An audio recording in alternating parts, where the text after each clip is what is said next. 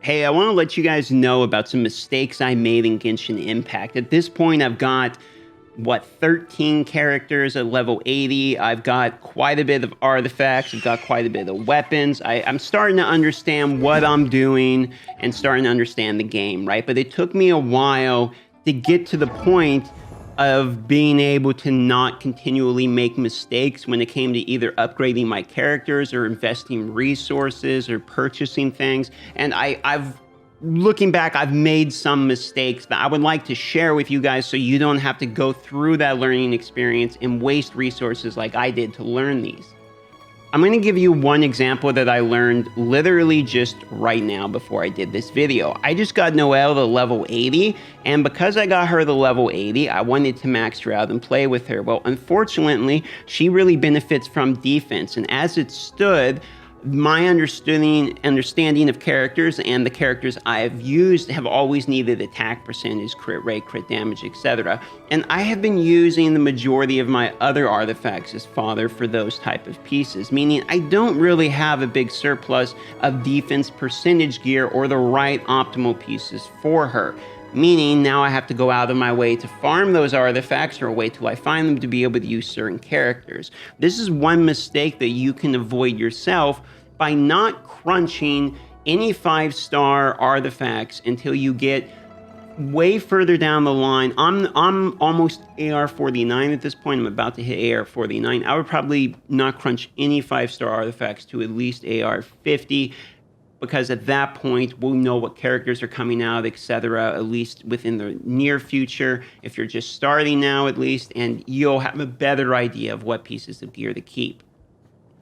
Also, talents is something that gets really difficult to level later because unfortunately you need a lot of books, okay? And a lot of these people double dip, meaning like Diluc, Jean, Noelle all take resistance pieces, right? So if I have leveled, and guess what? Those are my two favorite characters, Diluc and Jean, right? I've leveled them before. I don't have any books at all for my Noelle. So keep in mind when you're leveling characters, in the same way you want to level 3 sword-based characters in a row, because now you just have to build 3 swords. You probably don't want to do 3 resistant book-based characters in a row, because it will be hard to be efficient with the resources that way.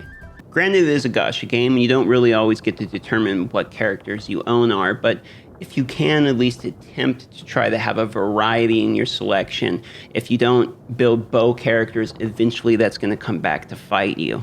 Another huge mistake I made was farming artifacts before AR rank 45. If you didn't know, the domains level up right as they unlock, I should say, the higher tier ones, as you level up your world rank and your AR rank. But at AR 45, the domains will always guarantee a legendary drop every time. And you really don't want to invest very hard into anything below a 5-star artifact, as they have a higher cap on the main stat, which is very important, like the crit damage ones, etc. And as you can see, I didn't really keep a lot of purple gear here, right? I have a couple pieces leveled, but I've crunched in most of those purple into the gold pieces. I would suggest not overextending yourself into purple artifacts and overvaluing purple artifacts, because you will be replacing almost all of them at AR 45. You do get a portion of the experience back by crunching an artifact into another one, but you don't get all of it back. Because of this, that means using your fragile resin before AR 45 is actually kind of a waste. Now, I was not patient enough to use all my fragile resin at 45, but I did save like at least 10 or 11 of them, and that was a huge boost to my artifact farming. Technically, if you're trying to be as efficient as possible, especially if you're free to play, you want to save literally all of your fragile resin until AR 45. Refining items is fine, but be careful not to refine items if you get really lucky and you think, okay, well, I don't need 2 of these swords, right? Well, like, I've only pulled 2 Aquila Favonias, but you can see I've refined 4 just with this Claymore. I didn't keep any extras. Well, why did I keep the Aquilas?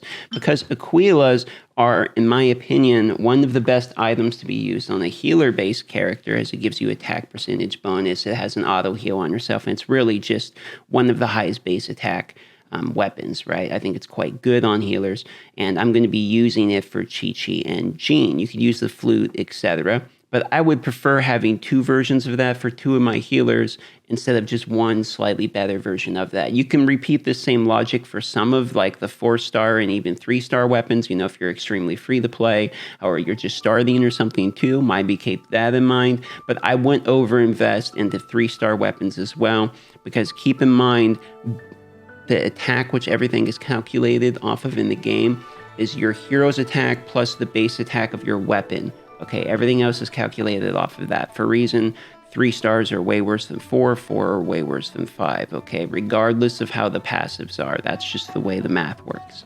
Another common mistake that is in gacha games in Jimro is spreading yourself too thin. For instance, if you just got to the point where you can be level 50 and you have like 4 or 5 level 40s, right? And none of them are 50 yet, and you're just building up more 40s. This is a common mistake. You can't spread yourself too thin. Resources are very scarce. Resin is scarce. And for that reason, you need to focus on your best characters that you have, or the ones that you like the most, that you're really going to be using the most, and max those out first. Put all your resources into maxing them out. That means maxing out their talents. And you obviously can't max out constellations, just on the whim, okay? But maxing out talents, working on getting them the right artifacts, working on maybe characters that pair well with them to help them out, things like that, okay? Instead of just, I want to try every single character, which is sort of what I'm doing here, because I want to be able to show you guys content on every character. I'm spreading myself too thin. So when I hit AR 50 here quite shortly, I am going to be very, very behind leveling each of these guys to 90. It's going to take me a long time, and that's because of the reasons I just explained. Not only that, but it can be actually a huge mistake. So if you are not able to get your character to 50, let's say you have them all spread out, you've wasted all your resources, then you just hit to like the next world level, your characters are low level, it can actually be really difficult to farm and get the needed materials. This is why if you might have seen a bunch of these videos that are like, oh my God, don't hit AR 50, your account will be deleted, God will smite you off the planet, whatever. That's kind of what they're warning you of, is that you can trap yourself into a fairly difficult world level rank when you're not ready for it. I am preparing myself to, get ready to get gutted because the world level is about to go up and I'm not prepared to go to 90, but you know what? Struggling through it hasn't been too bad. I remember when I hit AR 45, it felt a little bit of a struggle.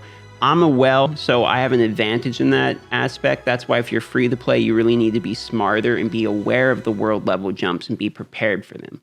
These are some pretty basic tips. I don't want to drag this out too much, but these are the major mistakes that I've made. If you've enjoyed this video or learned anything at all, consider liking the video or subscribing if you like my style of videos. And I'll show you the next Genshin Impact videos here on either side of the screen. Have a great day.